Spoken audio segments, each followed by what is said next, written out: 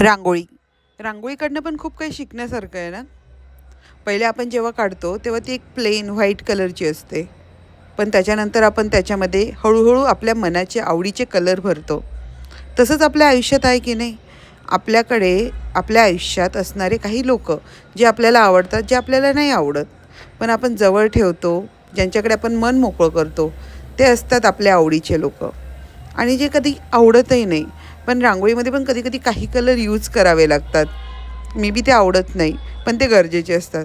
तशी लोकं पण असतात आपल्या आयुष्यात,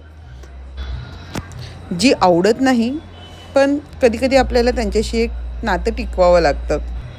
पण कधी-कधी ना अशा लोकांसोबत नातं टिकवणं अवघड होतं. मग काय, जसं आपण रांगोळीमध्ये आपल्याला आवडतील ते कलर आपण वापरतो ना, तसंच आपल्या आयुष्यात पण आपल्याला जे आवडतील अशा लोकांच्या आपण संपर्कात राहायचं आणि आनंदी आणि खुश राहायचं. हॅपी दीपावली.